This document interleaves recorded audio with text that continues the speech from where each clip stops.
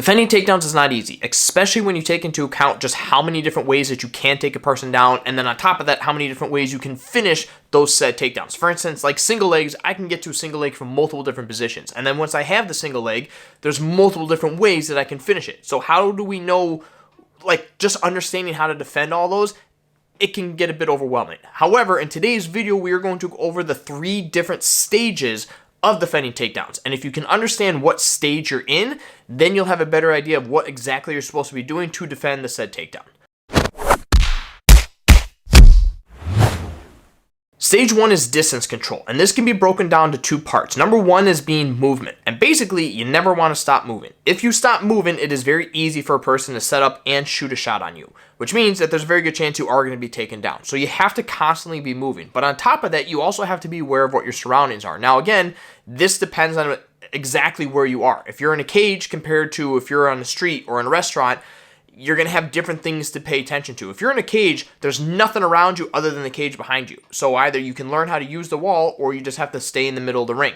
If you're in a restaurant, maybe I can put a table between me and my attacker. If I'm in a house, maybe I can put a couch between me and my attacker. If I'm out in the street, I pretty much just have endless supply of space that I can utilize for the most part. So understanding your surroundings allows you to then learn how to utilize that space, but you have to keep moving within it. You have to be able to utilize those surroundings to give you the advantage to create space, because if I don't allow that person to get close to me, it's going to be very difficult for them to get a takedown on me. Now, part 2 of that is striking. I can't just move around the entire time, because eventually they're going to catch up. So you have to threaten a strike of some sort. Now, kicks are going to be your best friend at this point. Whether you use a teep kick or front snap kick, they're all the same thing, but like, that is a great kick to utilize to, again, just kind of keep them at bay. Now, I'm not going to be throwing it nonstop, but anytime they start getting close or I feel like they're about to shoot on me, threaten the kick. In addition, you got to learn how to throw hands. Throw some punches. Now, again, I can't just sit there and throw punches, because they may take the opportunity of when I'm sitting here throwing a long combination and they're just going to shoot low on me. So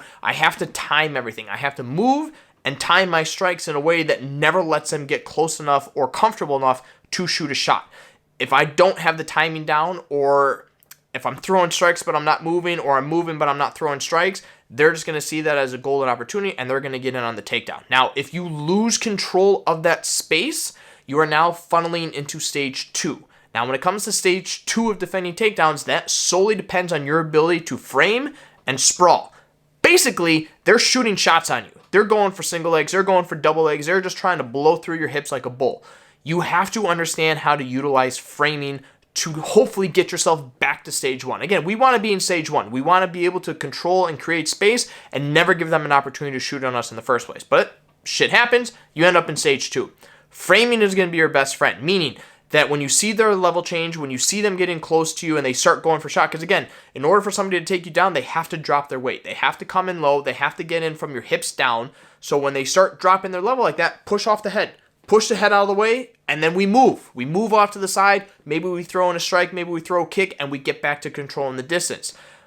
But understand that you might have to sprawl, because they may not shoot a shot when they're out. Maybe they got past your punches and now you're clinching. Maybe you're in some sort of clinch work or whatever, and now they quickly drop their weight. So you don't have time to frame per se, but you can sprawl. Well, once you sprawl and you get your hips heavy and you get your legs back, now you have an opportunity to work back up to your feet. I can sprawl and then frame off the head and pop back up to my feet and move. Or if I want to stay on the ground for whatever reason, I can sprawl, work around to the back, work to take the side. Maybe I throw in a couple punches. Like, you have options off of that sprawl to dictate where the fight goes.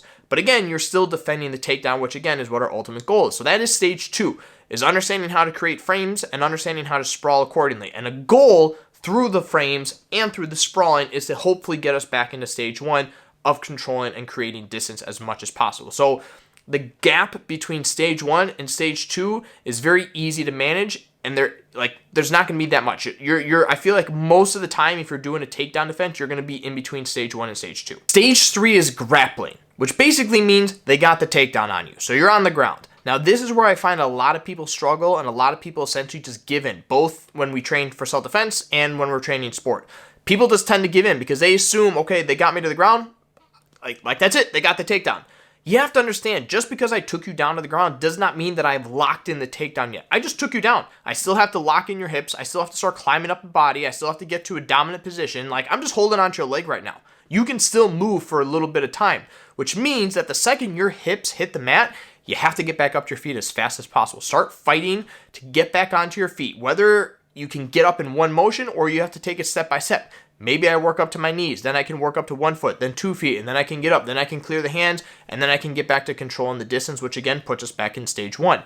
Your goal though, when you are in stage 3, is to get your frames in place immediately. Start framing on the head, start framing on the shoulders, and as you frame, now you start working back up to your feet. So you're fighting to get back to stage 2, and that's going to be the hardest fight. That stage 2 to stage 3 gap is where most people are going to have the biggest struggles with in regards to defending takedowns. You have to fight to get back to stage 2. You have to understand how to frame properly to get back to stage 2. Once you can get to stage 2 and you have your frames in place, it's just a matter of time for you to get back up to your feet or to completely separate from your opponent and get back to a distance control and position, which again would be stage 1. But in order to do that, you have to understand that once you hit the ground, it's not over. Now, maybe you hit the ground and they just locked your hips in and you can't move right away, so you resort to throwing strikes, or you start resorting to some joint locks, whatever the case is. But you can still threaten that stuff so that they abandon the takedown hold, and then either you can finish it from there or you use that opportunity to then start working back up your feet. So you have options once you hit stage 3, but understand that that stage is going to be the most difficult. So where do like the specific takedown defenses come into play? Well, again, it depends on the circumstances. Stage 1, there's not really any specific techniques. Just maintain your space, utilize your striking. If you don't have a good striking background, take some striking classes, but understanding that you can use strikes to create space. The specific techniques come more so in stage 2, because depending on how they go for a takedown, for instance, if they have a double leg, there's specific things that you're going to do. If they come in for a single leg, there's specific things you're going to do. If they're going for ankle picks, there's specific things you're going to do. Now, can you frame off of all those? Absolutely. Can you sprawl off all those? Absolutely. But there's still small details depending on exactly what they're doing that you do need to understand, and we'll cover that in a later video. But if you just understand the general idea that if someone has a takedown locked on and they're now working on finishing it, you have to either frame or sprawl and work back towards getting to stage 1, which is control and distance. So as you're framing, can you throw in strikes? Once you sprawl, can you throw in strikes? Can you get back to your feet from there? Stage 3 again is going to be the most difficult, because again, if you don't have that ground experience, you might just panic, or you might essentially just give in, and what could have been your opportunity to get back to stage 2 and then to stage 1, you now just gave in, and now you're in an even worse position, and not only did you concede the takedown, but now you're going to be struggling to fight off of mount, off of side control, off your back, so you just put yourself in a terrible position because you gave in essentially. So if you can understand the 3 stages of the takedown, again, it is controlling the distance, your framing and ability to sprawl, and your grappling. If you can understand those 3 stages, and you can understand where you are within those stages when it comes to a takedown defense, you should have a better chance of defending takedowns as a whole simply by just understanding what you should be focusing on.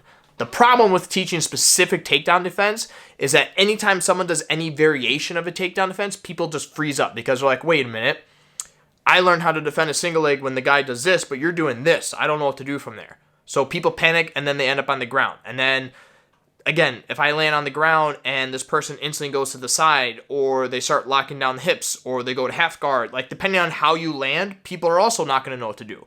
But if you focus on the general idea of, okay, they came in for the takedown, how can I frame? How can I push their head away? How can I start controlling their shoulders? How can I start putting pressure that allows me to break their grip? Like, if you can focus on that, awesome.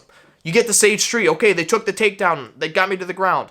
How can I get back to my feet right away? Can I pop my hips up? Can I scoot my hips away a little bit? Can I go into a turtle position and pop back up? Like, understanding the general principles of those stages gives you a better opportunity to defend takedowns rather than specific techniques.